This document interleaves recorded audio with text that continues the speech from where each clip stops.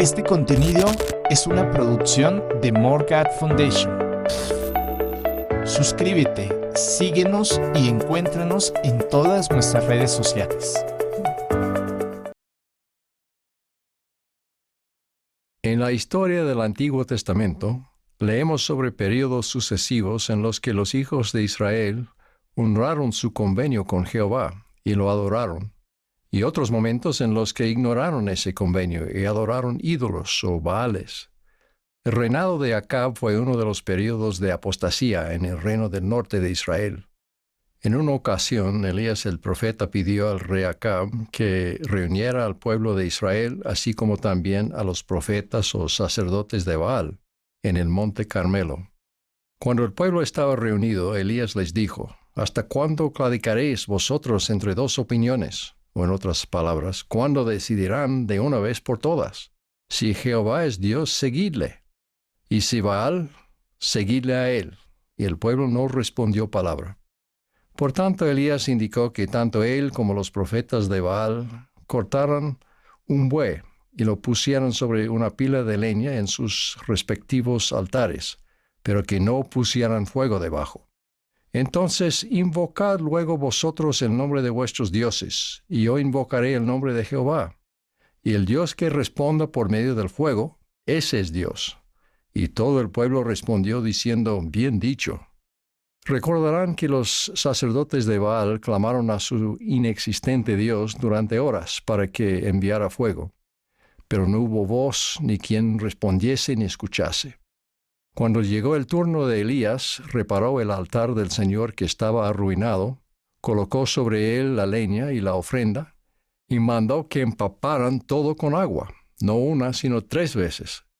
No había duda de que ni él ni ningún otro poder humano podía encender el fuego. Y sucedió que cuando llegó la hora de ofrecer el sacrificio, se acercó el profeta Elías y dijo: «Oh Jehová, Dios de Abraham, de Isaac y de Israel, sea hoy manifiesto que tú eres Dios en Israel, y que yo soy tu siervo, y que por mandato tuyo he hecho todas estas cosas». Entonces cayó fuego de Jehová, el cual consumió el sacrificio, y la leña, y las piedras, y el polvo, y aun lamió el agua que estaba en la zanja. Y viéndolo todo el pueblo cayeron sobre sus rostros y dijeron: «Jehová es Dios, Jehová es Dios». Hoy en día Elías el profeta podría decir: «Nuestro Padre Celestial, o existe o no existe, pero si existe, adórenlo. Jesucristo, o es el Hijo de Dios y el Redentor resucitado de la humanidad, o no lo es, pero si lo es, síganlo. El libro de Mormón, o es la palabra de Dios o no lo es, pero si lo es, entonces acérquense más a Dios al estudiar y seguir sus preceptos». José Smith o vio y habló con el Padre y el Hijo en aquel día de primavera de 1820, o no lo hizo. Pero si lo hizo, entonces acepten el manto profético y las llaves del sellamiento que yo, Elías, conferí sobre él. En la conferencia general más reciente, el presidente Russell M. Nelson declaró: «No tienen que preguntarse qué es verdad. No tienen que preguntarse en quién pueden confiar de manera segura. Mediante la revelación personal, pueden recibir su propio testimonio de que el libro de Mormón es la palabra de Dios, de que José Smith es un profeta, y de que esta es la iglesia del Señor. Independientemente de lo que otros digan o hagan, nadie puede despojarlos del testimonio que les llegue al corazón y a la mente sobre lo que es verdadero». Cuando Santiago prometió que Dios da a todos abundantemente, los que procuran su sabiduría, también advirtió: «Pero pida con fe, no dudando nada, porque el que duda es semejante a la ola del mar, que es movida por el viento y echada de una parte a otra. No piense pues ese hombre que recibirá cosa alguna del Señor. El hombre de doble ánimo es inconstante en todos sus caminos». Nuestro Salvador, por otro lado, fue el ejemplo perfecto de estabilidad. Él dijo: «No me ha dejado solo el Padre, porque yo hago siempre lo que a Él le agrada». Consideren las siguientes descripciones de hombres y mujeres de las Escrituras, que al igual que el Salvador eran firmes y constantes. Se habían convertido a la verdadera fe y no quisieron separarse de ella, porque eran firmes, inquebrantables e inmutables, y estaban dispuestos a guardar los mandamientos del Señor con toda diligencia. Sus mentes son firmes y ponen su confianza en Dios continuamente, y perseveraban en la doctrina de los apóstoles, y en la hermandad, y en el partimiento del pan, y en las oraciones. Permanecer firmes e inmutables en la fe de Cristo requiere que el Evangelio de Jesucristo penetre el corazón y el alma, lo que significa que el Evangelio se convierta no solo en una de las muchas influencias en la vida de una persona, sino en la orientación determinante de su vida y su carácter. El Señor dice: «Y os daré un corazón nuevo y pondré un espíritu nuevo dentro de vosotros, y quitaré de vuestra carne el corazón de piedra, y os daré un corazón de carne. Y pondré dentro de vosotros mi espíritu, y haré que andéis en mis estatutos, y que guardéis mis juicios, y los pongáis por obra. Y vosotros seréis mi pueblo, y yo seré vuestro Dios». Ese es el convenio que hacemos mediante nuestro bautismo y en las ordenanzas del templo. Sin embargo, algunos aún no han recibido plenamente el Evangelio de Jesucristo en su vida. A pesar de que, como enseñó Pablo, fueron sepultados juntamente con Cristo por medio del bautismo, todavía les falta la parte de que, como Cristo resucitó de los muertos, así también nosotros andemos en vida nueva. El Evangelio aún no los define. Todavía no están centrados en Cristo. Son selectivos con las doctrinas y los mandamientos que obedecen, y dónde y cuándo dan servicio en la iglesia. En cambio, al guardar sus convenios con exactitud, aquellos que son los escogidos conforme al convenio evitan el engaño y permanecen firmes en la fe de Cristo. La mayoría de nosotros nos encontramos en este momento entre dos extremos. Por un lado, en la participación, por razones sociales, en los rituales del Evangelio, y por otro lado, en un compromiso plenamente desarrollado semejante al de Cristo, de hacer la voluntad de Dios. Entre ambos extremos están las buenas nuevas del Evangelio de Jesucristo, que entran en nuestro corazón y toman posesión de nuestra alma. Tal vez no suceda en un instante, pero todos deberíamos estar avanzando hacia ese bendito estado. Es difícil, pero vital, permanecer firmes e inmutables cuando vemos que estamos siendo purificados en el horno de la aflicción, algo que tarde o temprano nos sucede a todos en la vida terrenal. Sin Dios, esas experiencias sombrías conducen al abatimiento, la desesperación y hasta la amargura. Con Dios, el consuelo reemplaza el dolor, la paz reemplaza la conmoción, y la esperanza reemplaza el pesar. Permanecer firmes en la fe de Cristo traerá su gracia y apoyo sostenedores. Él convertirá la prueba en una bendición, y en las palabras de Isaías dará gloria en lugar de ceniza. Permítanme mencionar 3 ejemplos de los que tengo un conocimiento personal. Hay una mujer que padece una enfermedad crónica debilitante que no se le cura a pesar de la atención médica, las bendiciones del sacerdocio, el ayuno y las oraciones. No obstante, su fe en el poder de la oración y en la realidad del amor que Dios tiene por ella es inalterable. Ella sigue adelante día a día y a veces hora a hora, prestando servicio en su llamamiento de la iglesia y, junto con su esposo, cuidando de su joven familia, sonriendo tanto como le es posible. Su compasión por los demás es parte de ella y se ha intensificado con su propio sufrimiento. Y a menudo ella se olvida de sí misma al ministrar a otras personas. Ella sigue firme y la gente se siente feliz en su compañía.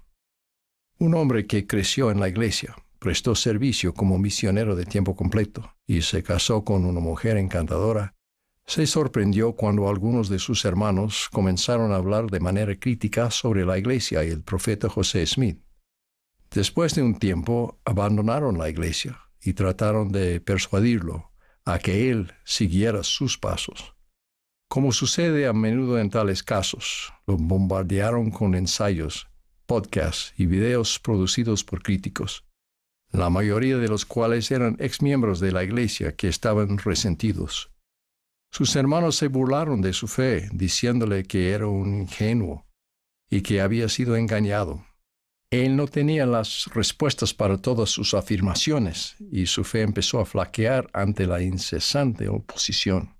Se preguntaba si debía dejar de asistir a la iglesia. Habló con su esposa, habló con personas de confianza, oró. Mientras meditaba en su afligido estado de ánimo, recordó ocasiones en las que había sentido el Espíritu Santo y había recibido un testimonio de la verdad mediante el Espíritu.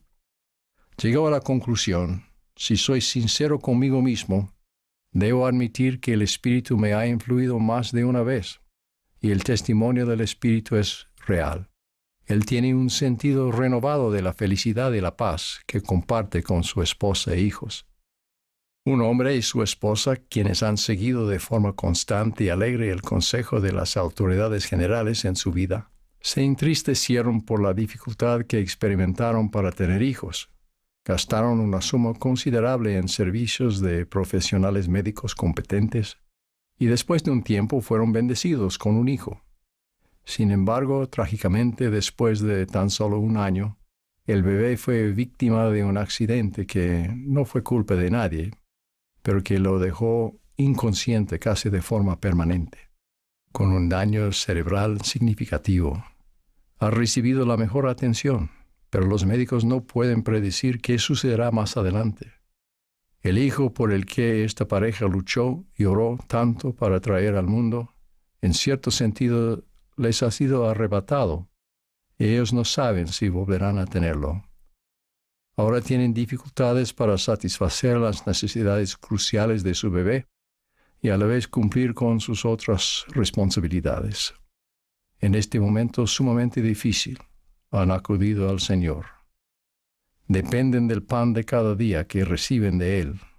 Amigos y familiares compasivos les brindan ayuda y las bendiciones del sacerdocio los fortalecen. Se han acercado más el uno al otro, y su unión quizás sea ahora más profunda y completa de lo que podría haber sido posible de otro modo. El 23 de julio de 1837, el Señor dio una revelación para quien entonces era el presidente del Quórum de los 12 Apóstoles, Thomas B. Marsh. Incluía lo siguiente: y ruega por tus hermanos los 12. Amonéstalos severamente por causa de mi nombre, y sean amonestados por todos sus pecados, y sed fieles a mi nombre delante de mí. Y después de sus tentaciones y de mucha tribulación, he aquí yo el Señor los buscaré. Y si no se obstina su corazón, ni se endurece su cerviz en contra de mí, serán convertidos y yo los sanaré. Creo que los principios que se expresan en esos versículos se aplican a todos nosotros. Las tentaciones y las tribulaciones que experimentamos, además de las pruebas que el Señor juzgue prudente imponernos, pueden conducirnos a nuestra completa conversión y sanación. Sin embargo, eso sucede solo si no se obstina nuestro corazón y se endurece nuestra cerviz en contra de Él.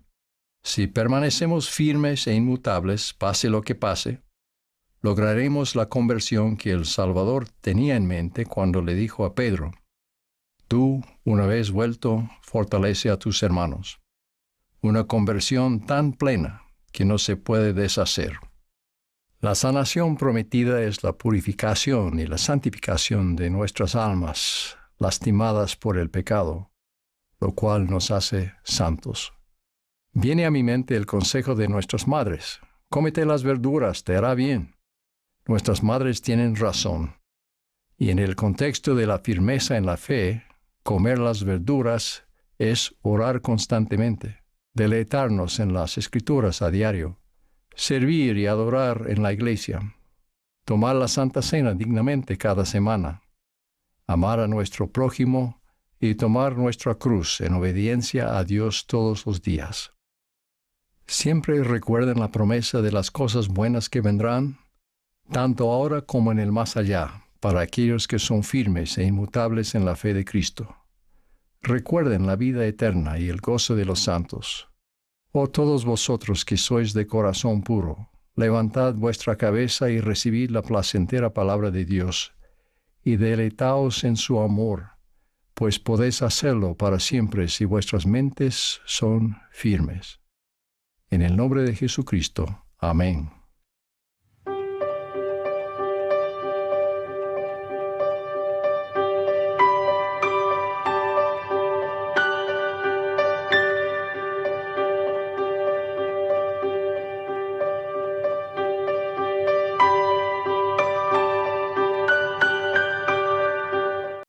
Este contenido es una producción de More God Foundation. Suscríbete, síguenos y encuéntranos en todas nuestras redes sociales.